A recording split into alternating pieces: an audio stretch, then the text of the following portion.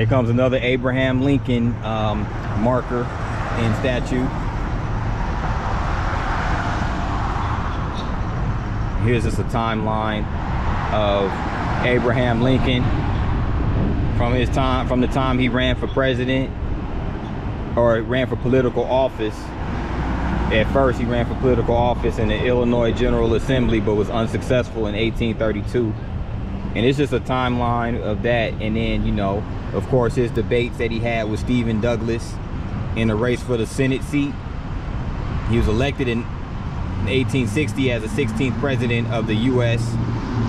president from the newly formed Republican Party. So the Republican Party started in 1860 with Abraham Lincoln being elected as the first president. That's interesting. I did not know that. He delivered the Gettysburg Address on November 19th at the direction of the Soldiers National Cemetery in Gettysburg, Pennsylvania. And yeah, and he played a huge part in emancipating and freeing the 4 million slaves that were within the Confederacy. So yeah, that's why I always said jokingly that Abraham Lincoln is the first black president. and he's on the back of the penny. Anybody who ever watched Paul Mooney, the comedian, probably would get that joke. But yeah, that's Abraham Lincoln.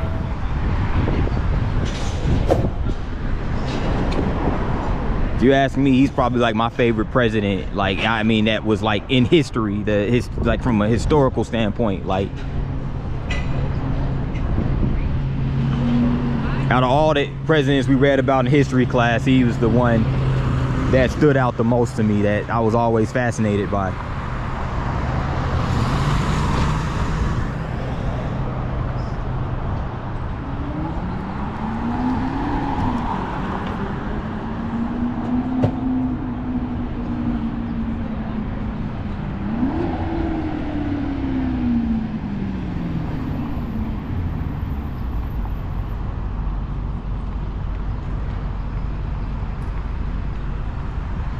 I'm at the corner of Capitol Avenue and Washington Street.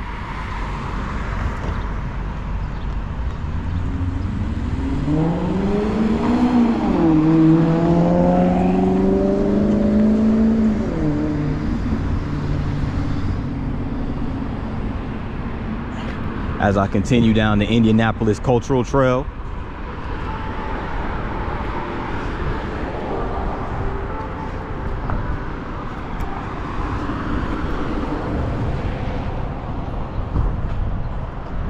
There goes the Indigo Rapid bus right there. Let me see. Going up here.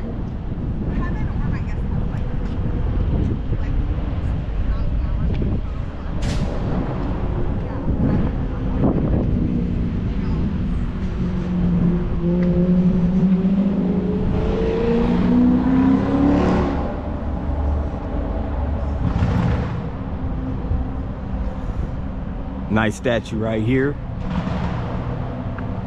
Thomas Andrew Hendricks, the vice president of the U.S. with Democrat President Grover Cleveland in 1885. Born September 7th, 1819. Died November 25th, 1885. And he's buried at Crown Hill Cemetery right here in Indianapolis. So it's a nice sculpture right here.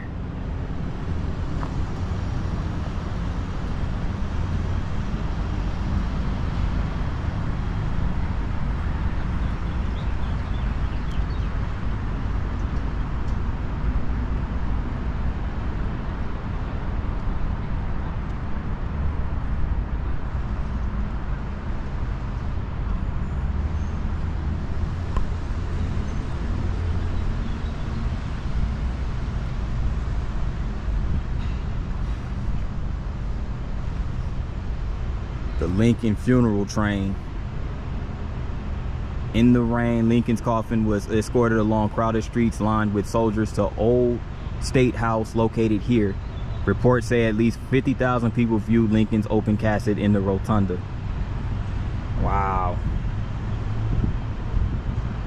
And it returned to Union Depot. Train departed at 12 a.m. for Michigan City. Last scheduled Indiana stop.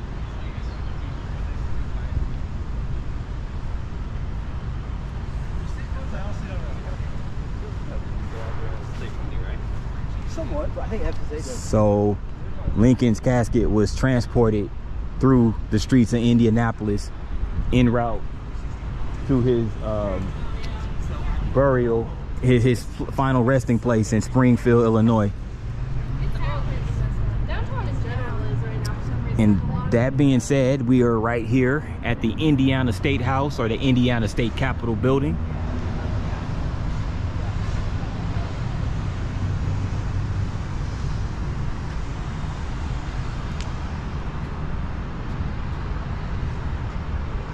This is the lower west entrance of it.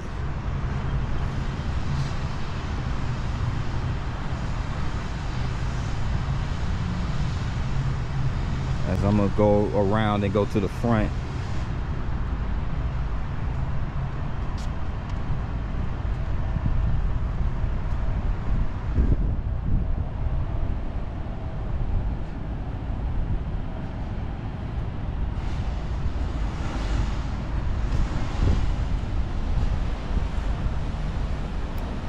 They got the Indiana state flag on the side of this parking deck. It's pretty neat. Yeah.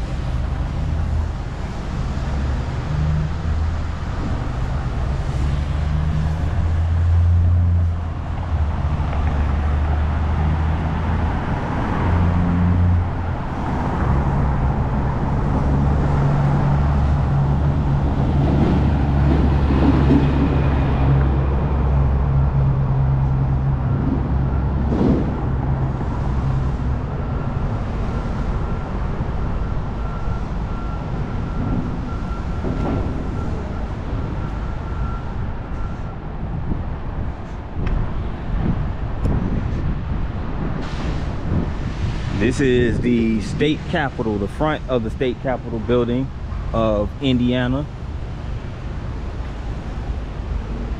As you can see, and there's a construction crane over there, so it looks like they're doing some work over on this side of the building.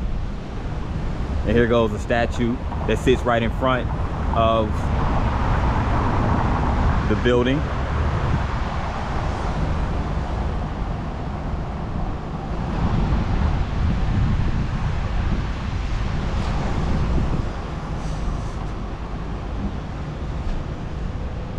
So of course the state capitol building hosts, it houses the offices of the state assembly. So that includes the state house of representatives and the state senate, as well as the governor of Indiana. Now, the little bit of history on this is that the state capitol was moved to Indianapolis 1825 from Corydon. That was the first capital of Indiana. Before Indianapolis, it was Corydon. And the capitol built on this site in 1835 was razed, aka demolished, in 1878 to make way for this state house, completed in 1888. So this building has been up now for 135 years. So the old capitol building that sat over here was demolished so that this could be built in 1888, and it's still standing. As you can tell, it looks every bit of 135 years old, but they preserve it very well, so you know how that goes. Architectural style, Renaissance revival.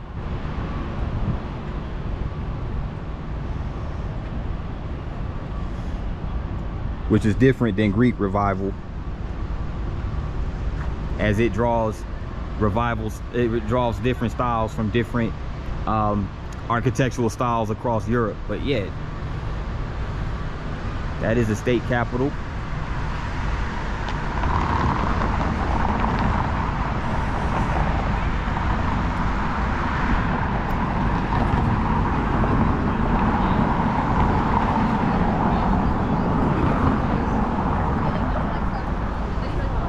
Right here on Washington Street.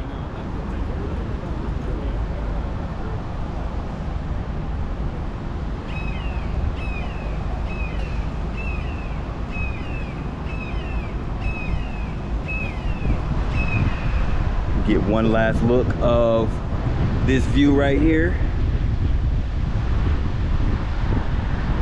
of the Capitol, not the Capitol, excuse me. I'm standing in front of the Capitol building looking at the Circle Monument from this angle. And with that, I'm gonna take a break, and the next destination is gonna be really dope, so stay tuned. Yo, check this out.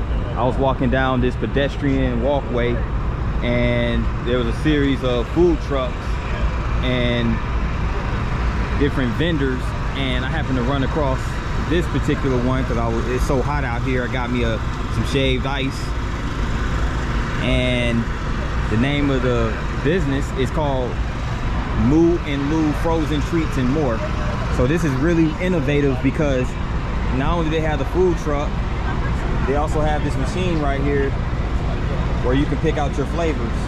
So what I got me wild cherry mixed with cotton candy blue and pink lemon sour. But I thought this was pretty cool. You know, I like to support locally owned businesses, small businesses, things of that nature. So I need to check these individuals out because they have the truck that they sell shaved ice, lemonade slushies, and also ice cream. Again, that's Moo and Lou Frozen Treats and More.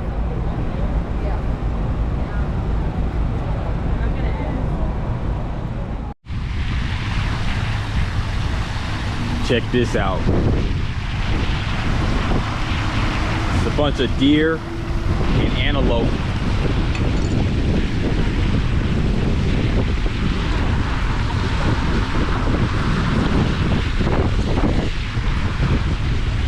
This little waterfall right here. This is in front of the Idle-George Museum of American Indians and Western Art.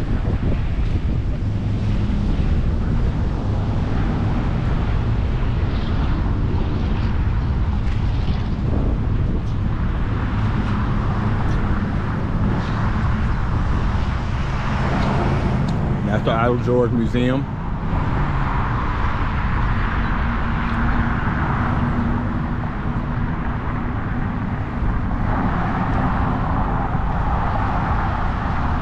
And over there, this building right here is the Indiana State Museum.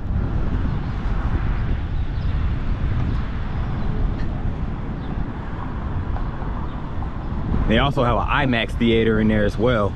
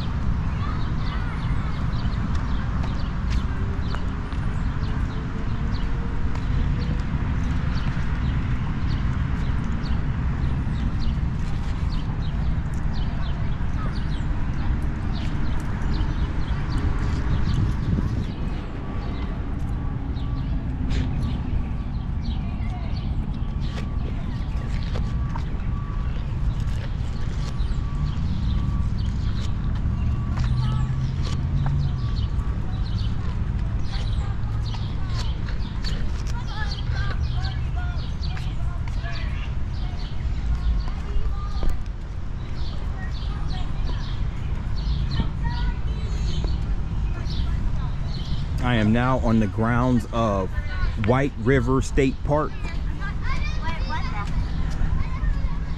And again, this is a state park. Okay, if you like Tom, come on this side. If you like Jerry, come on this side. Oh, Jerry. What? Now remember,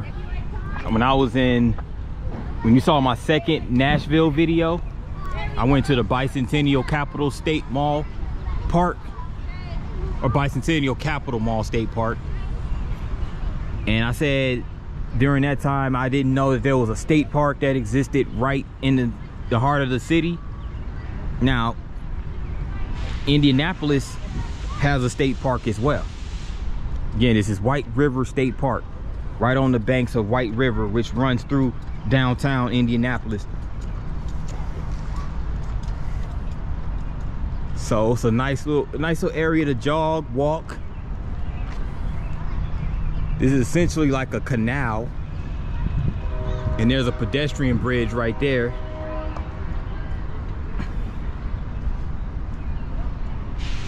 And nearby is also the headquarters of NCAA.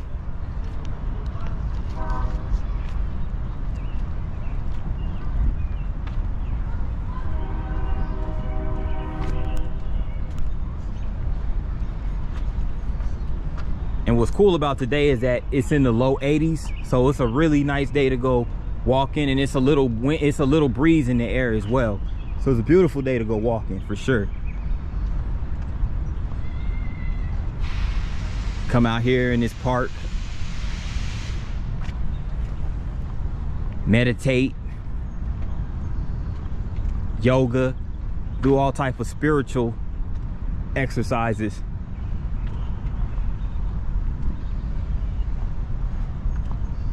And of course, you can see a lot of nice sculptures through the park. You're always going to have sculptures in these big green spaces.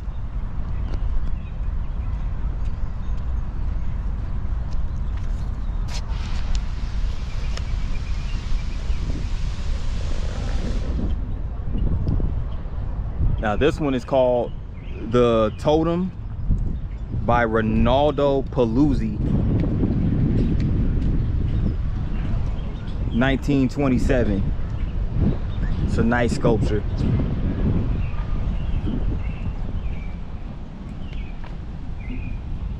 Probably got kicked out of the.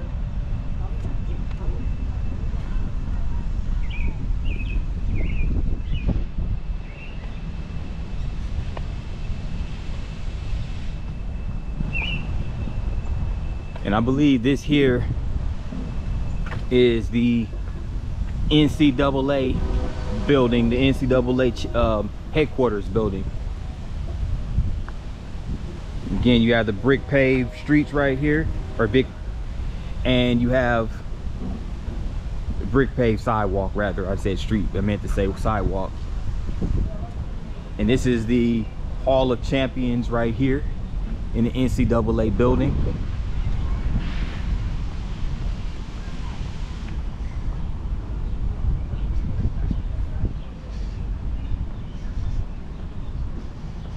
And this building right here is the national office of the NCAA.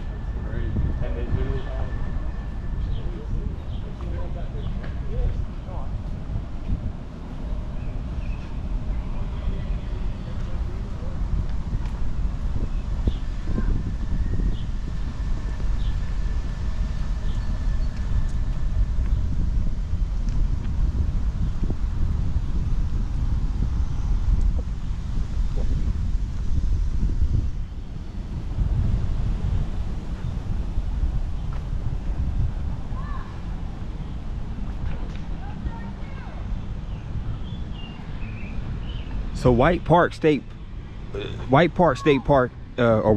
State Park, excuse me, is 292 acres of space. So it's a massive park, a lot to take in.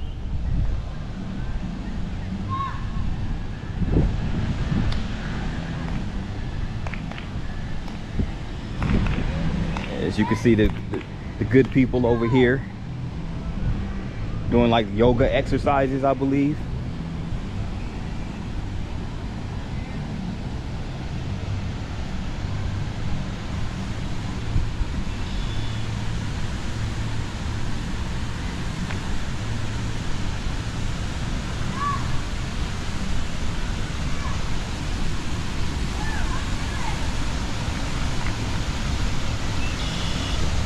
Goes another really nice waterfall right here. There's two of them.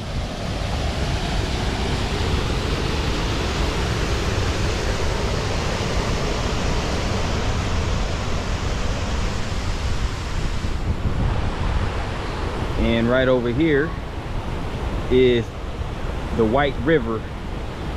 So it seems like the waterfalls over there, the water is flowing off the waterfalls and coming into the, flowing into the river. Yeah, that's pretty cool right there.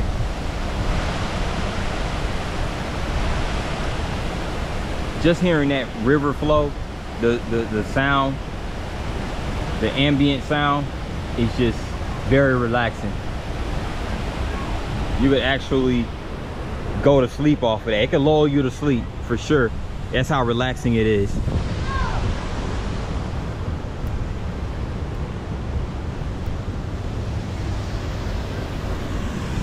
And again, those are waterfalls. Very picturesque.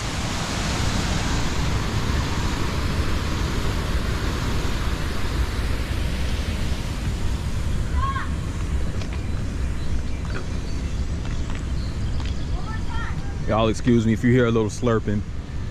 It's just me slurping on this shaved ice, slushy, if you will.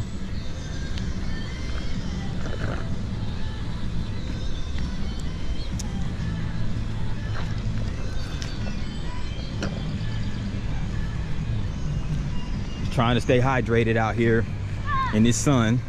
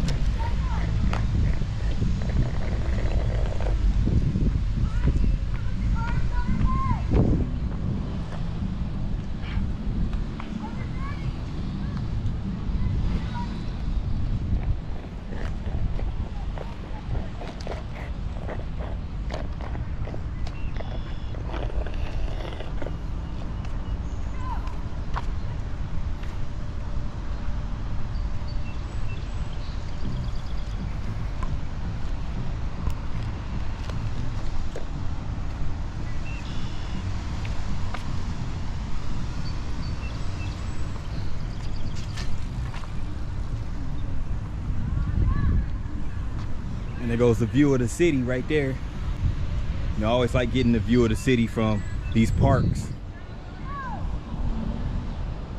This is a really good shot right here. And this is Indy, but it's missing the eye. And you know why it's missing the eye?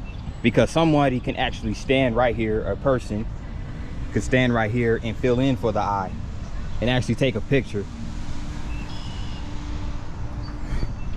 Very creative. Very creative.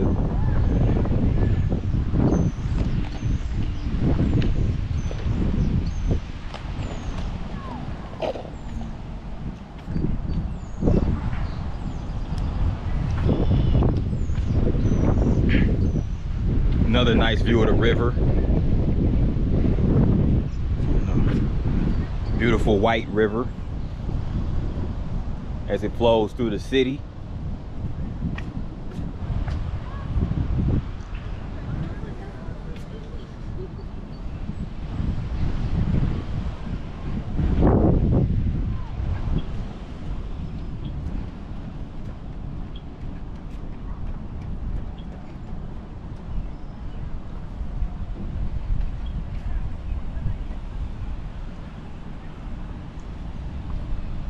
This is also nice right here.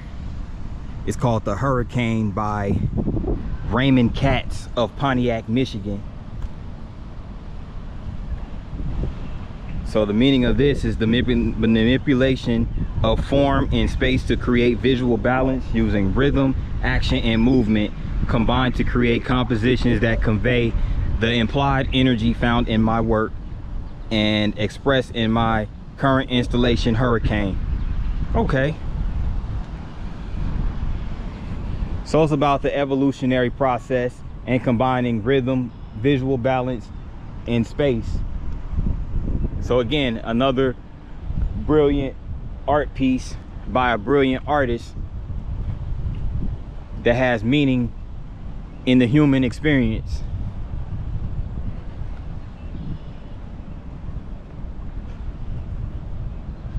White River State Park is really nice, by the way. They have, again, that's a lot of nice sculptures, a lot of beautiful things to take in.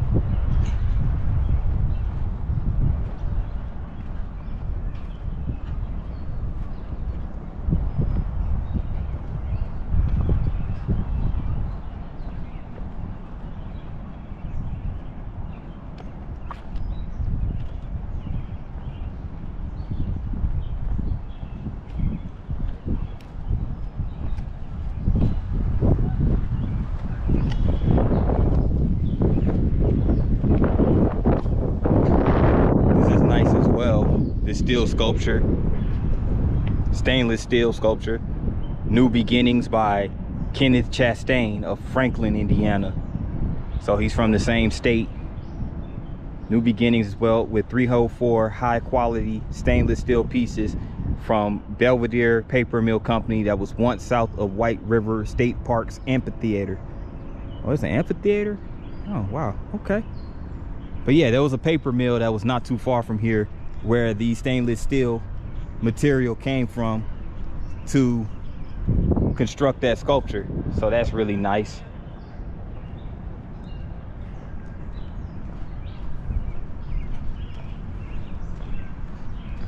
And here's another sculpture right here that also was curated using stainless steel.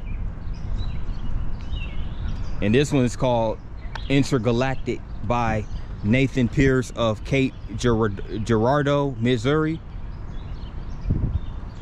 So it's also a nice piece. Raw strength of stainless steel with ethereal transparency of cast acrylic. Captures the essence of intergalactic communication where rigid boundaries dissolve and connections transcend physical limitations. That's deep, bro. The interplay between solid and translucent elements symbolize the fluid exchange of information between distant realms, inviting viewers to contemplate the universal language that unites us across the cosmos. And for somebody who's spiritual like myself, that means a lot. When we talk about the cosmos and human connections through the cosmos, basically universal connection, that means a lot. This one's like, I guess it's like a unicycle. Rollin', Rollin', Rollin' by Justin Deester of Boulder County, Colorado. inspired by American history, which is often deeply troubled like today with hardships and cruelty, conflict and conquest. Our American story is often harsh, unfair, and wounded. Wow. Well, you just have to go through. One thing about it, throughout the hardships and cruelty that goes on in the world, we just have to roll through it. As hard as it may be.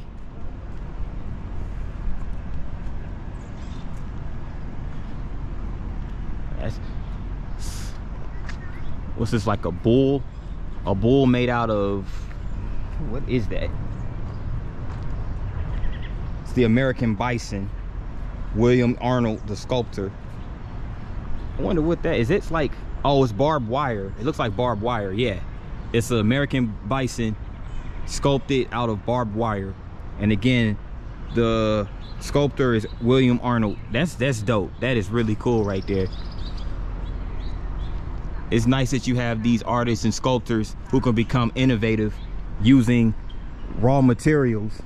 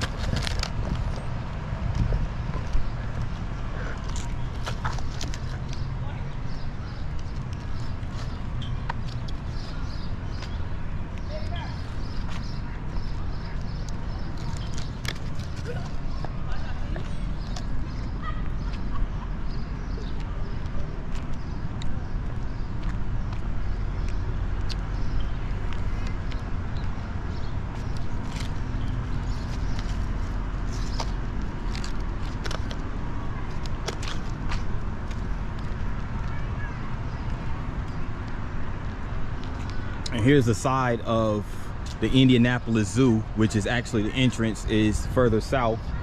But the Indianapolis Zoo is over here as well.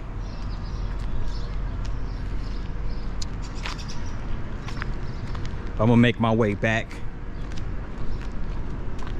Just wanted to get that experience of walking across the White River State Park.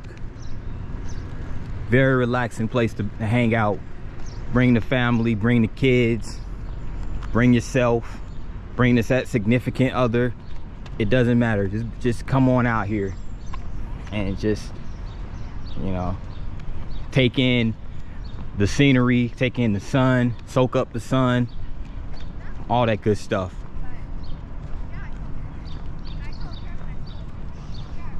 And listen to the calm flow of the river.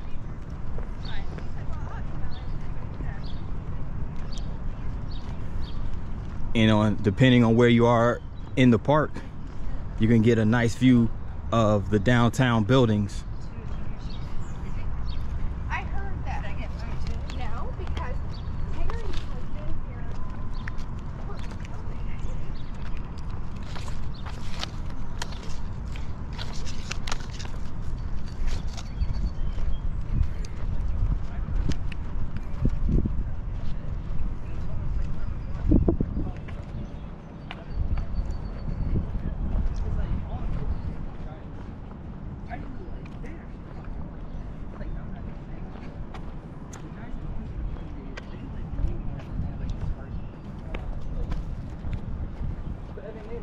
Well, that does it for this segment of this vlog here in Indianapolis, specifically at the White River State Park. And I'll be back with more footage. Back on Washington Street.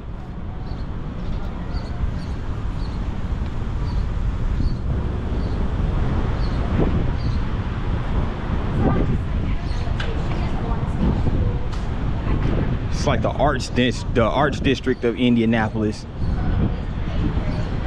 This is the Indiana Repertory Theater. Old classical building.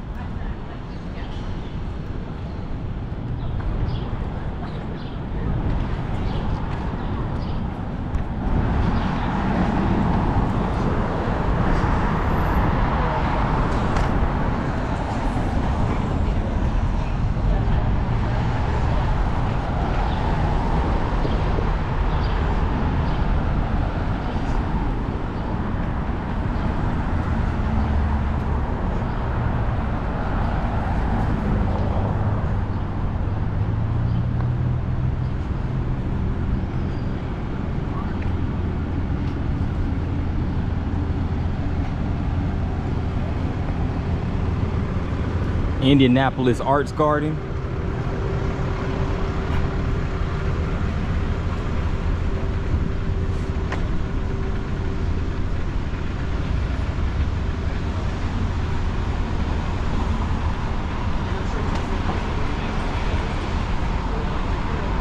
Wow. This site is where the lynching of John Tucker, a local farmer who was born enslaved in Kentucky in 1800 and later obtained his freedom. He moved to Indianapolis by the mid-1830s, where he raised 2 children. On July 4th, 1845, white laborer Nicholas Wood physically assaulted Tucker as he walked along Washington Street. Tucker defended himself against Wood's attack while retreating up Illinois Street.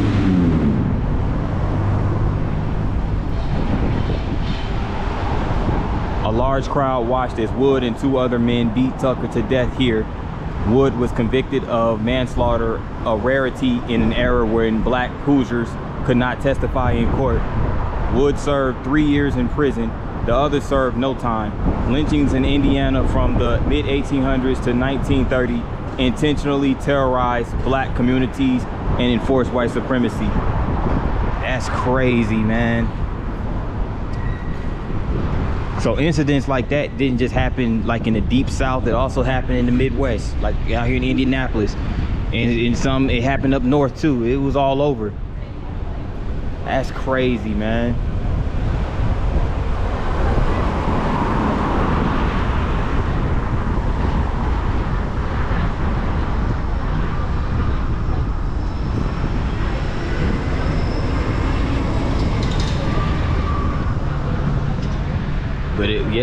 But at least the individual, even though he served 3 years, at least he was convicted, because that was rare for, you know, a white man to be convicted for killing a black man back during, or a black person period, back during that Jim Crow era, you know.